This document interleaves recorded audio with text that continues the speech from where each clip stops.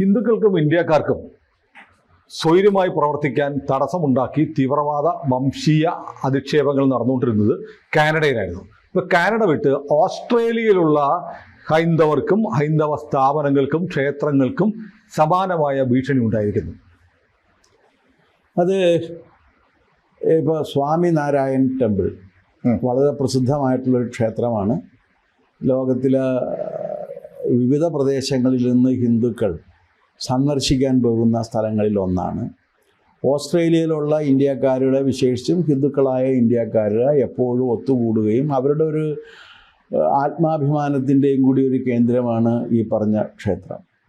ആ ക്ഷേത്രം മാത്രമല്ല, അതിന് സമീപത്തുണ്ടായിരുന്ന 2-3 കടകളുണ്ട്.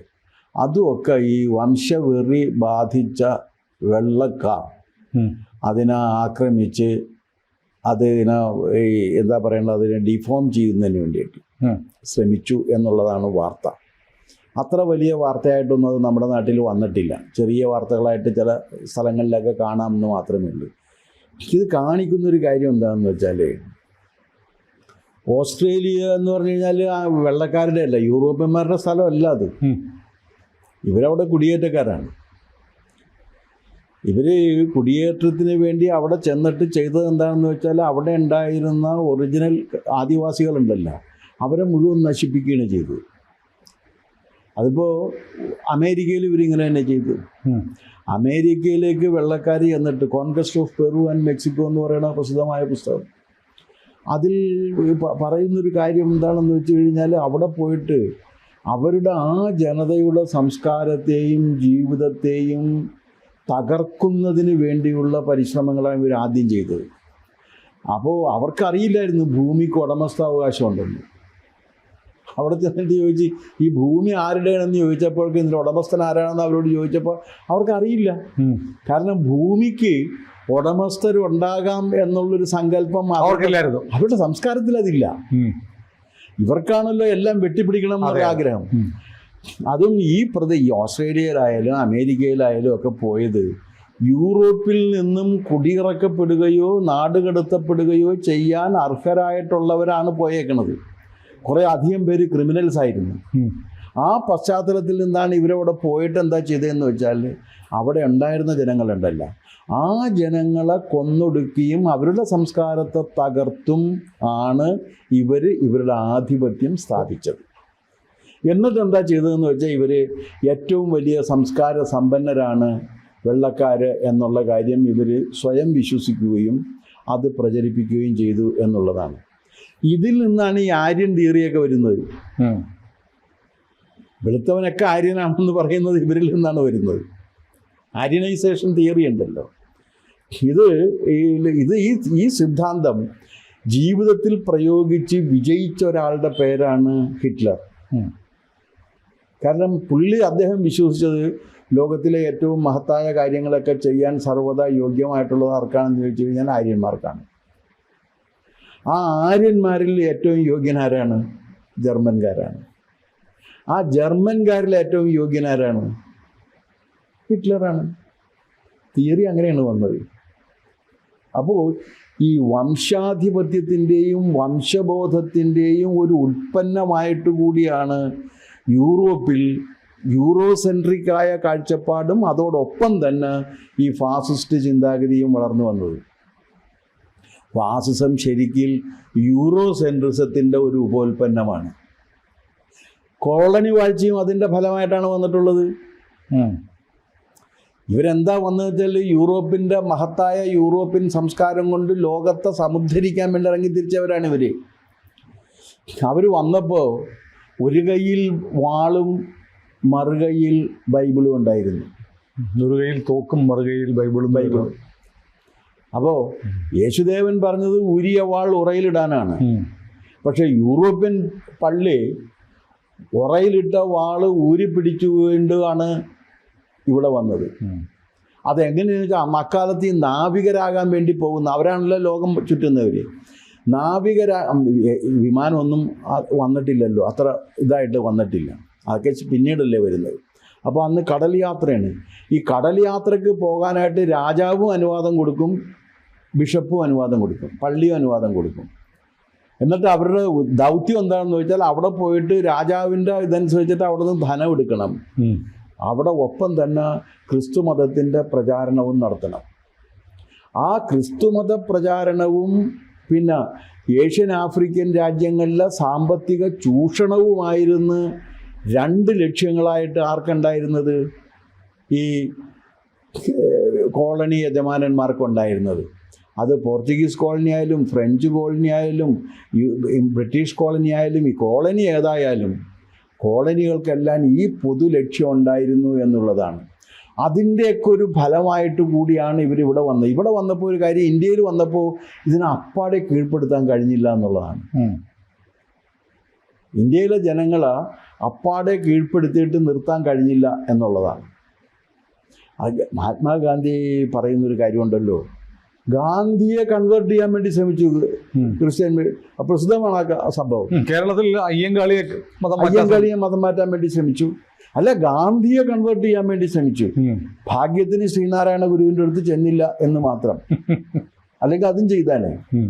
എനിക്കത് മനസ്സിലാകാത്തൊരു കാര്യം എന്ന് വെച്ചാൽ ഈ മതം മാറ്റ സിദ്ധാന്തവും ജനാധിപത്യ സംവിധാനവും ഒരുമിച്ച് പോവില്ല. മതം മാറ്റം എന്ന് പറയുന്ന സങ്കല്പം ജനാധിപത്യ വിരുദ്ധമാണ്. കാരണം ജനാധിപത്യം നിലനിൽക്കണം എന്നുണ്ടെങ്കിൽ സർവ്വമത സമഭാവന നിലനിൽക്കണം. സമ്മതിച്ചല്ലോ? അഭിപ്രായ വ്യത്യാസമുണ്ടോ? ഒരു വ്യത്യാസം ഇല്ല. സർവ്വമത സമഭാവന എന്ന് പറഞ്ഞാൽ നിങ്ങളുടെ മതവും എൻ്റെ മതവും സമമാണ് എന്നുള്ളതാണ്. അത് തമ്മിൽ വ്യത്യാസമില്ല. പല മതസാരവും ഏകം എന്ന് ശ്രീനാരായണ ഗുരുദേവൻ പറഞ്ഞതുപോലെ, ഏകം എന്ന് പറഞ്ഞാൽ കേവലമാണ്. മതങ്ങളുടെ സാരാംശം കേവലമായതുകൊണ്ട് അതിനെ പലതായിട്ട് അറിയുകയും പറയുകയും ആചരിക്കുകയും പ്രവർത്തിക്കുകയും ഒക്കെ ചെയ്യാം. എന്ന് പറഞ്ഞാൽ ഒരു മതവും വേറൊരു മതവും തമ്മിൽ വ്യത്യാസമില്ല. അതാണ് ഒരു മതം എന്ന് പറഞ്ഞാൽ. എനി റിലീജിയൻ എന്ന അർത്ഥത്തിലാണ് ശ്രീനാരായണ ഗുരു ഒരു മതം എന്ന് ഉപയോഗിച്ചിരിക്കുന്നത്. Any religion. ഒരു എന്ന് പറഞ്ഞാൽ ഇംഗ്ലീഷിലെ ആർട്ടിക്കിൾ ആൻ ആണ്, അല്ലെങ്കിൽ ആൻ എനി എന്നുള്ള അർത്ഥത്തിലാണ്, പ്ലൂരലാണത്, ബഹുസ്വരമാണത്. എ എന്നുള്ള അർത്ഥം എ ആൻഡ് ആൻ എന്നുള്ള അർത്ഥത്തിലാണ്. എ മാൻ എന്ന് പറഞ്ഞാൽ എന്താ അർത്ഥം? ഏത് മനുഷ്യനും എന്നാണ്, ബഹുസ്വരതയാണ്. അപ്പോൾ അതുപോലെ എ റിലീജിയൻ, എ കാസ്റ്റ്, ഏത് മതവും ഏത് ജാതിയും അത് എന്തായാലും ശരിയാണ്, മനുഷ്യന് നന്നാകാനുള്ള വഴി അതിനകത്തുണ്ട് എന്നൊരു സങ്കല്പമാണ് എന്തിൻ്റെ? സർവമത സമഭാവനയുടെ അടിത്തറ. അങ്ങനെയാണ് എന്നുണ്ടെങ്കിൽ എൻ്റെ മതമാണ് നിൻ്റെ മതത്തേക്കാൾ ഭേദം, അതുകൊണ്ട് നീ നിൻ്റെ മതം ഉപേക്ഷിച്ച് എൻ്റെ മതത്തിൽ വരാൻ പറയുന്നത് ശരിയാണോ? അതാണ് ചോദ്യം.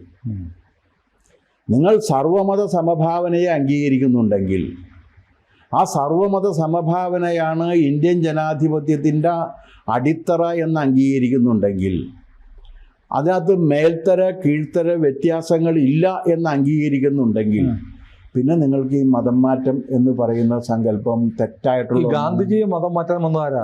ഒരു ക്രിസ്ത്യൻ മിഷണറി. എന്നിട്ട് ഇല്ല, ഗാന്ധിജി ചിരിച്ചുകൊണ്ട് പറഞ്ഞ് ഞാൻ ഇതുവഴി തന്നെ അങ്ങോട്ട് എത്തിക്കോളാം എന്ന് പറഞ്ഞ്. സ്വർഗത്തിലേക്ക്? അല്ല, ക്രിസ്തുവിലേക്ക്. ഈ വഴി തന്നെ. ഗാന്ധിജി ചിരിച്ചുകൊണ്ട് പറഞ്ഞ് ഞാൻ ഇതുവഴി തന്നെ ക്രിസ്തുവിലേക്ക് എത്തിക്കോളാം എന്ന് പറഞ്ഞു. 20-ാം നൂറ്റാണ്ട് കണ്ട ഏക ക്രിസ്തു ശിഷ്യൻ എന്ന് പറഞ്ഞാൽ മഹാത്മാഗാന്ധിയാണല്ലോ. വേറെ ആരാ ഉള്ളത്? അതെ അതെ. പക്ഷെ അതെന്താ കാര്യം എന്ന് വെച്ചാൽ, നിൻ്റെ മതമല്ല എൻ്റെ മതമാണ് ഭേദം എന്ന സങ്കല്പം വന്നു കഴിഞ്ഞാൽ മതഭേദ വിചാരം വരും. ഈ മതഭേദ വിചാരത്തിൻ്റെ വേറൊരു രൂപമാണ് വംശഭേദ വിചാരം. ആ വംശത്തിൽ യൂറോപ്യന്മാരായിട്ടുള്ള വംശീയർ, അത് ആര്യൻ വംശജരാണത്. യൂറോപ്യന്മാർ ആര്യൻ വംശജരാണ്. ആ ആര്യൻ വംശജരാണ് ഏറ്റവും പ്യുവറായിട്ടുള്ള, ഏറ്റവും സമുന്നതമായിട്ടുള്ള വംശം. ആ വംശത്തിന് മറ്റു വംശങ്ങൾ കീഴ്പ്പെട്ട് നിൽക്കണം. ആര്യൻ വംശജര് ദൈവത്താൽ തെരഞ്ഞെടുക്കപ്പെട്ടവരാണ് എന്നുകൂടി അഹങ്കാരമുണ്ട് അവർക്ക്. അങ്ങനെ ദൈവത്താൽ തെരഞ്ഞെടുക്കപ്പെട്ടവർ കൂടി ആയ സ്ഥിതിക്ക് അവർ പറയുന്നതും അവരുടെ വിശ്വാസങ്ങളും അവരുടെ ആചാരങ്ങളും എല്ലാം അനുഷ്ഠിക്കപ്പെടണം എന്നുള്ളതിൻ്റെ രൂപം വളരെ വികൃതമായ രീതിയിൽ അത് കോളനി വാഴ്ചക്കാലത്ത് പ്രയോഗിച്ചതാണ്. അങ്ങനെ പോയിട്ടാണ് ഓസ്ട്രേലിയയിലെ ആദിവാസികളെ മുഴുവൻ കൊന്നൊടുക്കി അവിടെ ഈ വെള്ളക്കാർ ആധിപത്യം നേടിയത്. അങ്ങനെ ആധിപത്യം നേടിയ വെള്ളക്കാരുടെ പ്രേതാവിഷ്ടരായിട്ട് നിൽക്കുന്ന പ്രേതബാധ ഏറ്റിട്ടുള്ളവർ ഇപ്പോഴും ഉണ്ട് എന്നുള്ളത് കൊണ്ടാണ് ഓസ്ട്രേലിയയിൽ ഇത്തരം സംഭവങ്ങൾ നടക്കുന്നത്. ഇതിനെയൊക്കെ എതിർക്കപ്പെടേണ്ടതാണിത്. ഇതൊരു ചെറിയ സംഭവമല്ല. ഒരു മനുഷ്യൻ്റെ തൊലിയുടെ നിറത്തിൻ്റെ അടിസ്ഥാനത്തിൽ ഒന്നാമത്തെ കാര്യം നമ്മൾ മനസ്സിലാക്കേണ്ട ഒരു കാര്യം, നമ്മളാരും ഒരപേക്ഷ എഴുതി കൊടുത്ത് ജനിച്ചു വീണവരല്ലല്ലോ. അല്ലല്ല, ഒരപേക്ഷ എഴുതി വില്ലേജ് ഓഫീസർക്ക്, ഞാൻ ഹിന്ദുവോ ക്രിസ്ത്യാനിയോ മുസ്ലിമോ ആകാമെന്ന് കരുതി ജനിച്ചതല്ല. അല്ല, വില്ലേജ് ഓഫീസർക്ക് കൊടുത്ത്, വില്ലേജ് ഓഫീസർ റവന്യൂ ഇൻസ്പെക്ടർക്ക് കൊടുത്ത്, റവന്യൂ ഇൻസ്പെക്ടർ തഹസീൽദാർക്ക് കൊടുത്ത്, തഹസീൽദാർ ഡെപ്യൂട്ടി കളക്ടർക്ക് കൊടുത്ത്, ഡെപ്യൂട്ടി കളക്ടർ കളക്ടർക്ക് കൊടുത്ത്, കളക്ടർ ഓർഡർ ചെയ്യണ് കല്ലുമടത്തിൽ സുകുമാരൻ്റെയും ലക്ഷ്മിക്കുട്ടിയുടെയും മകനായി നീ ജനിക്കൂ എന്ന് പറഞ്ഞതിൻ്റെ അടിസ്ഥാനത്തിൽ വന്നതല്ലല്ലോ. ലോകത്തൊരാളും അങ്ങനെയല്ലല്ലോ. അപ്പോൾ ഈ ജന്മമഹത്വം എന്ന് പറയുന്ന സിദ്ധാന്തം തന്നെ ജനാധിപത്യ വിരുദ്ധമാണ്. ആ ജന്മമഹത്വം എന്ന ജനാധിപത്യ വിരുദ്ധമായ ഒരു സംഘം, അത് പ്രാകൃത ബോധത്തിൻ്റെ സൃഷ്ടി കൂടിയാണ്.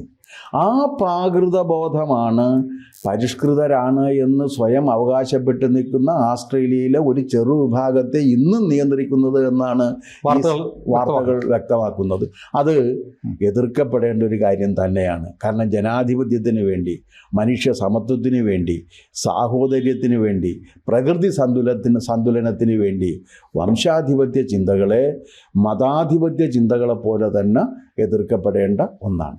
കൂടുതൽ വാർത്തകളും വിശേഷങ്ങളും നിങ്ങളിലേക്ക് എത്താൻ ABC മലയാളം സബ്സ്ക്രൈബ് ചെയ്യുക, ബെൽബട്ടനും അമർത്തുക.